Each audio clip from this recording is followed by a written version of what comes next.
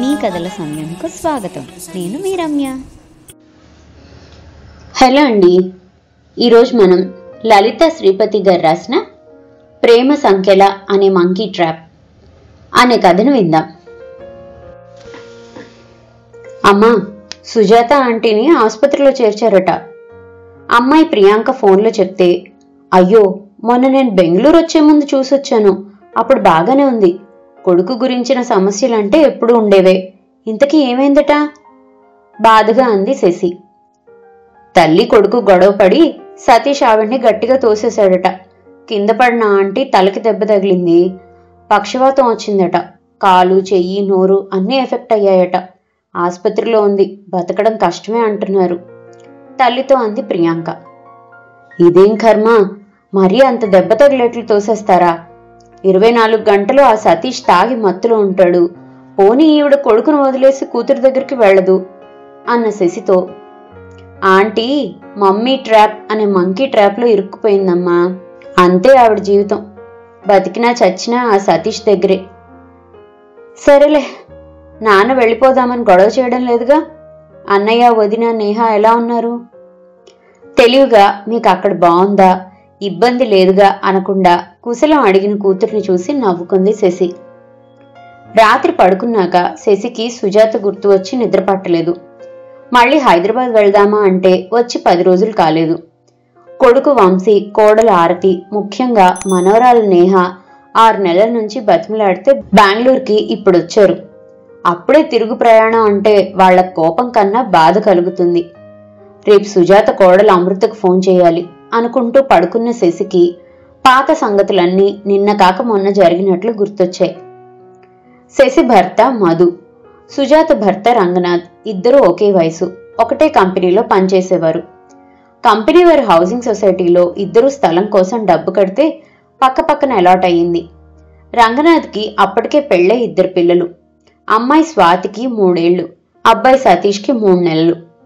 తల్లిదండ్రులకి ఒక్కడే కొడుకు అవడంతో ఊర్లో ఆస్తి అమ్మి స్థలం రిజిస్టర్ అయిన వెంటనే ఇల్లు మొదలుపెట్టి 6 నెలల్లో కింద పైన పెద్ద ఇల్లు కట్టాడు. కింద విశాలంగా తమకు సరిపోయేంత, పైన 2 వాటాలుగా అద్దెకివ్వడానికి. మధుకి స్థలం కొన్నాక పెళ్ళయింది. శశి ప్రభుత్వోద్యోగం చేస్తుంది. పెళ్ళవగానే అప్పు తీసుకుని ఇల్లు కట్టారు. ఇంటి ముందు మొక్కలకి ఖాళీ వదిలి వీళ్ల వరకు సరిపడా పొందిగ్గా 2 బెడ్రూమ్లు ఇల్లు కట్టుకున్నారు. మొదట్లో రంగనాథ్ మధుతో బాగా స్నేహంగా ఉన్నా ధనిక కుటుంబం నుంచి వచ్చిన సుజాత శశితో అంత కలిసేది కాదు. రాను రాను శశి మనస్తత్వం నచ్చి సుజాత కూడా బాగా కలిసిపోయింది. శశి మధుల పిల్లలు పెద్దది ప్రియాంక, చిన్నవాడు వంశీ. ఇద్దరూ స్వాతి సతీష్ల కంటే 4-5 ఏళ్లు చిన్న. మొదట్లో అన్న అక్క అంటూ ఆడేవారు. కొద్దిగా పెద్దయ్యాక ఎవరి స్నేహితులు వాళ్లకుండి హలో అంటే హలో అనుకునేవారు. స్వాతి సతీష్ ఇద్దరికి తల్లిదారంతో డబ్బులు విచ్చలవిడిగా ఖర్చు పెట్టడం అలవాటైంది. సుజాత అది గొప్పగా అనుకునేది. 2-3 సార్లు శశి హెచ్చరించింది. అది సుజాతకి నచ్చడం లేదని అర్థమై వదిలేసింది. సతీష్కి తల్లి అండ ఎక్కువై డిగ్రీ కూడా పూర్తి చేయకుండా బిజినెస్ చేస్తాను అని మొదలుపెట్టాడు. మనలాంటి మధ్యతరగతి వాళ్ళు బిజినెస్ ఆటుపోట్లు తట్టుకోలేరు అని రంగనాథ్ మొత్తుకున్న తల్లి కొడుకు పెడచెవిన పెట్టారు. సుజాతకి దగ్గర బంధువైన అమృత తండ్రి బిజినెస్ లో వాటా ఇస్తానని సతీష్కి అమృతతో పెళ్లి జరిపించారు.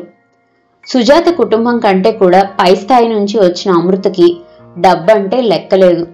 అవతల మాట్లాడుతున్నది అత్తామామల మొగుడా అన్నది ఆమెకు అనవసరం.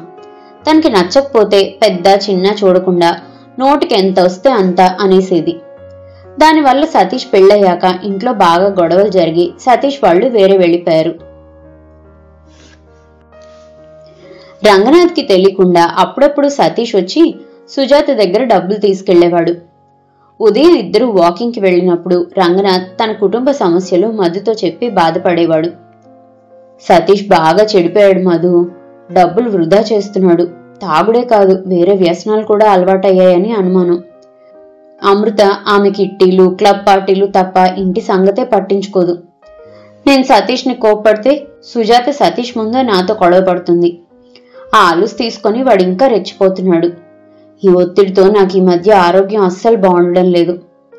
నా బాధ అంతా సుజాత గురించే. అకస్మాత్తుగా నాకేదైనా అయితే సతీష్ ఆస్తి మొత్తం నాశనం చేస్తాడు. సుజాత ఎలా బతుకుతుందో అంటూ దిగులు పడ్డాడు. మీరంత బాధపడకండి రంగనాథ్. సతీష్ నెమ్మదిగా బిజినెస్లో బాగుపడవచ్చు. ఎందుకైనా మంచిది, మీరు ఇల్లు, కొన్ని డిపాజిట్లు సుజాత గారి పేరు మీద పెట్టండి. ఆవిడ వాటిని సతీష్కి ఇవ్వకుండా గట్టిగా జాగ్రత్తలు చెప్పండి. కనీసం ఆవిడకి ఉండడానికి, ఖర్చుకి, అద్దె, కొంత వడ్డీ డబ్బులు ఉంటుంది అని సలహా ఇచ్చాడు. అది నచ్చి రంగనాథ్ వెంటనే దాన్ని అమలు చేశాడు. ఎట్టి పరిస్థితుల్లోనూ ఆ ఇల్లు అమ్మొద్దని, ఆ డిపాజిట్లు తన పేరు మీదే ఉంచుకోమని సుజాతకి గట్టిగా చెప్పాడు.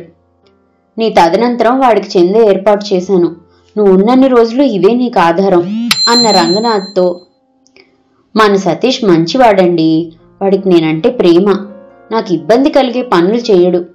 ఏదో పాపం వ్యాపారంలో నష్టం వచ్చి అలా డబ్బు వృధా అవుతుంది అంది సుజాత. నీది ధృతరాష్ట్ర ప్రేమ. వాడి తప్పులు నీకెప్పటికీ కనిపించవు. నేనున్నంతకాలం నాకు భయపడి వాడు, కోడలు కొద్దిగా అన్నా జాగ్రత్తగా ఉంటారు. నాకేదైనా అయితే నీ బతుకు నరకం చేస్తారు. అదే నా భయం. భార్య గుడ్డి ప్రేమకి బాధగా నిట్టూరుస్తూ అన్నాడు. రంగనాథ్ భయపడ్డట్టుగానే 7 ఏడాదిలోపు అతను చనిపోయాడు. తండ్రి పోయాక సతీష్ భార్యతో తల్లి దగ్గరికి వచ్చేశాడు. మావగారి నుంచి విడిపోయి వ్యాపారం తానొక్కడే మొదలుపెట్టాడు. మొదట్లో తల్లిని బాగా చూసుకున్న సతీష్ నెమ్మదిగా అసలు రంగు బయటపెట్టాడు. కొడుకు ప్రేమ వలలో సుజాత పూర్తిగా చిక్కుకుపోయింది. ఒక దుర్ముహూర్తాన ఎలా మభ్యపెట్టాడో ఇల్లు తన పేరు మీద మార్చుకొని దాన్ని తాకట్టు పెట్టి అప్పు తెచ్చి వ్యాపారంలో పెట్టాడు. సతీష్కి వ్యాపారంలో ఏమాత్రం దక్షత లేనందువల్ల అది పోయింది. డబ్బు ఇబ్బందులు మొదలయ్యాక అమృత రోజు ఏదో వంక పెట్టి అత్తగారితో గొడవ పెట్టుకోవడం, సుజాత మళ్లీ దెబ్బలాడడం ఒక రొటీన్ అయిపోయింది. ఊరుకోమంటే అమృత వినేది కాదు. మాట్లాడొద్దంటే సుజాత కోపం. పూట పూట ఇల్లు రణరంగంలా ఉండేది. సతీష్ కూడా కోపం వస్తే, పెళ్ళాన్ని కోప్పడితే మామగారు వెంటనే రంగంలోకి దిగుతాడని భయంతో తల్లినే అరిచేవాడు.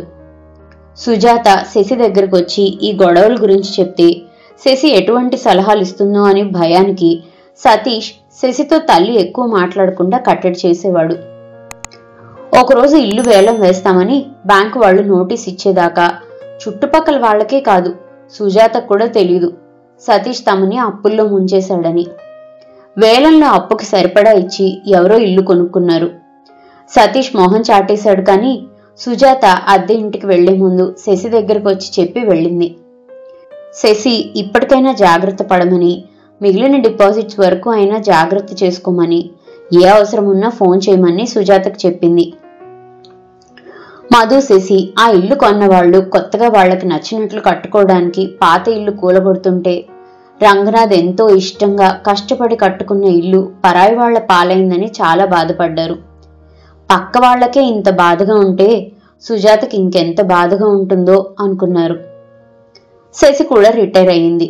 కూతురు హైదరాబాద్లో ఉన్న కొడుకు వంశీ ఈ మధ్య ఉద్యోగంలో మంచి అవకాశం వచ్చిందని భార్య పిల్లలతో బెంగళూరు మారాడు. అక్కడ వంశీ తాము అద్దెకు ఉన్న ఫ్లాట్ అమ్ముతుంటే చౌకగా వచ్చిందని కొన్నాడు. రంగనాథ్ కుటుంబంలోని విషాదాలకి తల్లి తండ్రి దిగులుగా ఉంటే కొంత మార్పుగా ఉంటుందని తమ దగ్గరికి రమ్మని గట్టిగా చెప్పాక శశి, మధు బెంగళూరు వచ్చారు. శశి బెంగళూరు వచ్చే ముందు సుజాత ఇంటికి వెళ్లి చూసి వచ్చింది. సుజాత పరిస్థితిని చూసి శశి కళ్లల్లో నీళ్లొచ్చాయి. తిండి కూడా సరిగ్గా తింటున్నట్లు లేదు. ఒంటి మీద బంగారం మాయమైంది. ఏంటి సుజాత ఇలా అయిపోయావు? బాధగా అన్న శశితో, ఇది నా స్వయంకృతం. రంగనాథ్ ఎన్నిసార్లు చెప్పారు ఇల్లు వాడి పేరు మీద రాయకు, డిపాజిట్స్ ఇవ్వకు అని. వాడి ఇల్లు తనకి వ్రాయకపోతే చచ్చిపోతానని బెదిరిస్తే నేనే నా ప్రేమ చంపుకోలేక వాడికి ఇచ్చేశాను. ఇంకా ఉన్న డిపాజిట్స్ కోసమే నన్ను ఇంకా ఉంచారు. ఇప్పుడు నా బ్రతుకు చాలా హీనంగా ఉంది. కొడుకు కోడలు కొడుతున్నారు కూడా ఏడుస్తూ అంది సుజాత. ఉన్న డబ్బులు పెట్టుకొని ఏ ఓల్డేజ్ హోంలోనూ చేరొచ్చు కదా, లేదా మీ అమ్మాయి దగ్గరికి వెళ్ళొచ్చు. ఎందుకు ఇలా హీనంగా బతకడం సుజాత అన్న శశి మాటలకి, ఆస్తి అంతా వాడికిచ్చి ఎక్కడో అమెరికాలో ఉన్న మా అమ్మాయి దగ్గరికి ఎలా వెళ్తాను? నేను ఓల్డేజ్ హోమ్కి వెళ్తే కుటుంబం పరువు పోయినట్లే కదా. అందరూ సతీష్ని తిడతారు. అది నా పెంపకాన్ని తిట్టినట్టే కదా. నేను చేసిన తప్పుకి శిక్ష నేనే అనుభవిస్తున్నాను. నువ్వు వచ్చే వరకు బతుకుంటానని నాకు నమ్మకం లేదు. కోడలు వస్తున్న శబ్దం విని కళ్ళు తుడుచుకుంది సుజాత. హైదరాబాద్ విషయాలు గుర్తొచ్చి ఒకసారి బాగా దిగులుగా అనిపించిన మధు, హైదరాబాద్లో ఇల్లమ్మి బెంగళూరులో విల్లా కొనే వంశీ, మేము ఇక్కడే ఉండిపోతాము అన్నాడు. నాన్న, ఏదో కొన్ని రోజులుండి మేము కూడా హైదరాబాద్ వచ్చేస్తాం. పక్కన ఇంట్లో అలా అయిందని మీరు మనసు పాడు చేసుకుని మా నీళ్ళు అమ్మితే మళ్ళీ కొనగలమా? మీకు అలవాటైన ఏరియా, అది వదిలి మీరు ఎక్కువ రోజులు ఎక్కడా ఉండలేరు అన్నాడు వంశీ. అది నిజమే అనిపించింది మధు శశిలకి. అవన్నీ గుర్తొచ్చి శశికి ఉన్న నిద్ర ఎగిరిపోయింది. పొద్దున్న ప్రియ మాట్లాడితే మంకీ ట్రాప్ అంది.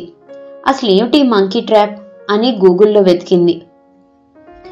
ఆఫ్రికాలో కోతుల్ని వేటాడటానికి చెట్టు త్వరలో ఖచ్చితంగా కోతి చేయి పట్టేంత రంధ్రం చేస్తారు.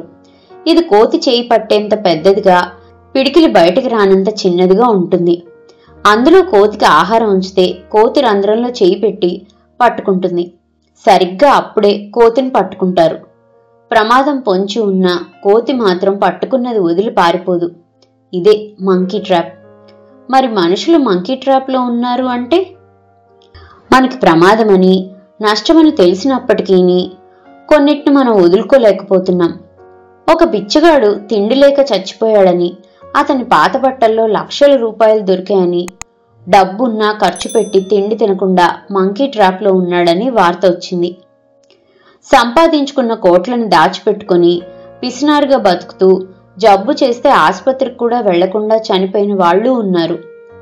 నిజంగా డబ్బు అంతగా కట్టిపడేస్తుందా? డబ్బు మాత్రమే కాదు, పదవి, బంధాలు, కీర్తి పట్టేసి ఉంచితే ఈ ట్రాప్లో ఉన్నట్లే. ఇది చదివాక సుజాత కొడుకు మీద ప్రేమ అనే మంకీ ట్రాప్లో ఉందన్న విషయం అర్థమైంది శశికి. కొడుకు దగ్గర క్షేమం కాదని తెలిసినా అక్కడే ఉండి అందరూ వద్దన్న ఆస్తి కొడుక్కి అప్పచెప్పి నానా బాధలు పడుతుంది. తెలిసి తెలిసి ఇరుక్కునే తల్లిదండ్రులు ఎంతో మంది ఆ ట్రాప్ నుంచి బయటకు రాక జీవితం ముగించుకుంటున్నారు. పిల్లల మీద ప్రేమ ఉండడం, ఆస్తి పంచడం తప్పు కాదు. ఆ గుడ్డి ప్రేమ, ఆ ఆస్తి పంపకం వీరి అస్తిత్వానికే దెబ్బ కొడితే, బతికిన ప్రతి క్షణం దుర్భరంగా మారి ఎందుకు బతుకున్నాను అనే ప్రశ్న వస్తే, అప్పుడు ఆ ట్రాప్ లాంటి బంధం నుంచి బయటపడడం తప్పు కాదు. ఆడవారికైనా మగవారికైనా ఏ బంధం అయినా, అది పిల్లలైనా, భాగస్వాములైనా, బంధువులైనా, ఆ బంధంలో స్వేచ్ఛ ఉండాలి. శృంఖలాలు కాదు. హాయిగా గాలి పీల్చుకోవాలి. ఊపిరాడనట్లుగా ఉండకూడదు. నిజంగా అటువంటి బంధంలో బందీగా ఉంటే బయటపడేందుకు మానసిక శక్తి మాత్రమే కాదు, ఆర్థిక స్వేచ్ఛ కూడా అంతే ముఖ్యం. మొదటి నుంచి పిల్లలకి ఆస్తితో పాటు బాధ్యత కూడా పంచాలి. వాళ్ళు తల్లిదండ్రి కంటే ఆస్తి ముఖ్యం అనుకుంటే పెద్దలు కూడా పిల్లల కంటే ఆస్తికి విలువ ఇవ్వాలి. ఉన్న సంపద బతికుండగానే పిల్లలకిచ్చి నిత్యం చచ్చే కన్నా ఏదైనా తదనంతరం అందే ఏర్పాటు చేయాలి. ప్రభుత్వం సీనియర్ సిటిజన్ల సంక్షేమం మరియు పోషణ నిమిత్తం 2007లో పెట్టిన చట్టం 56 ప్రకారం పెద్దవారి హక్కులు, పిల్లలకి వారి పట్ల బాధ్యతలు నిర్దేశించింది. తల్లిదండ్రుల ఆస్తి తీసుకుని పిల్లలు వారిని సరిగ్గా చూడకపోయినా, డబ్బు లేని తల్లిదండ్రులను పిల్లలు నిర్లక్ష్యం చేసి వదిలేసినా వారి మీద ప్రభుత్వం ద్వారా చర్య తీసుకోవచ్చు. చాలా మంది వృద్ధులకు ఈ విషయం గురించి అవగాహన లేదు. కొందరు పిల్లల మీద చర్య తీసుకోవడానికి ఇష్టపడక ఇబ్బంది పడుతుంటారు. అలాంటి వారికి ఈ విషయాలు తెలియచేసి పిల్లల ట్రాప్లో పడి ఉన్న డబ్బు పోగొట్టుకుని రోడ్డు మీద పడకుండా తనలాంటి వాళ్ళు కాపాడాలి. చివరి దశలో పండుటాకుల్ని ఎండిపోకుండా కాపాడుకోవాలి. అదే తమ తక్షణ కర్తవ్యం. ఇలా ఆలోచనల్లో మునిగిన శశి తెల్లవారింది కూడా గమనించలేదు. ఏమిటి, త్వరగా లేచేశావా? సరిగ్గా నిద్ర పట్టలేదా అడిగాడు అప్పుడే కళ్ళు తెరిచిన మధు. ఇప్పుడే మేల్కుంటున్నాను అంది శశి వికసించిన మనసుతో. ఇదండి ప్రేమ సంఖ్యల అనే మంకీ ట్రాప్ అనే కథ. ఈ కథ 8/6/2025 సంవత్సరంలో వార్తా ఆదివారం అనుబంధంలో ప్రచురించిన కథ. మరో మంచి కథతో మళ్ళీ కలుసుకుందాం. అంతవరకు సెలవు. కథ కనుక మీకు నచ్చినట్లయితే లైక్ చేయండి, షేర్ చేయండి, అండ్ మరిన్ని ఇంట్రెస్టింగ్ కథల కోసం ప్లీజ్ సబ్స్క్రైబ్ టు మీ కథల సమయం. Thank you.